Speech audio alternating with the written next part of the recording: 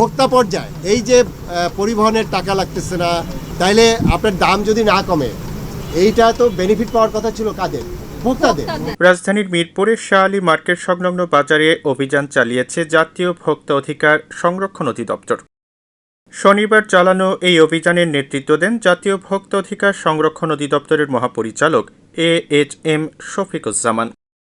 এদিন দোকানে মূল্য তালিকা দৃশ্যমান রাখা, ক্রয় রসিদ সংগ্রহে রাখা এবং ক্রেতাকে বিক্রয় রসিদ বুঝিয়ে দেয়া, বিদেশি পণ্যের আমদানিকারক যাচাই সহ বাজার নিয়ন্ত্রণে তদারকি করে ভোক্তা অধিদপ্তর। এছাড়া বাজারের বিভিন্ন পণ্যের দাম যাচাই বাছাই করা হয়। চিটাগং পোর্ট থেকে সেটা চাইনিজ পেঁয়াজ, পাকিস্তানি পেঁয়াজ, আদা, রসুন, এগুলো আমাদের যেগুলো দূরের দেশ সেখানে চিটাগং পোর্ট থেকে আসে। এ সময় ভোক্তা স্বার্থবিরোধী অপরাধে বেশ কয়েকটি প্রতিষ্ঠানকে জরিমানা করা হয়। প্রত্যেকটা ধাপে আছে, খুচরা থেকে পাইকারি থেকে খুচরা আপনার দ্বিগুণ দাম বেড়ে যাচ্ছে। এগুলো কেন? এই জিনিসগুলো এখন আমাদের সময় আসছে এবং আমরা যদি এইটাকে যদি এখন না করতে পারি, তাহলে এই জিনিসগুলো আর শৃঙ্খলায় আসবে না।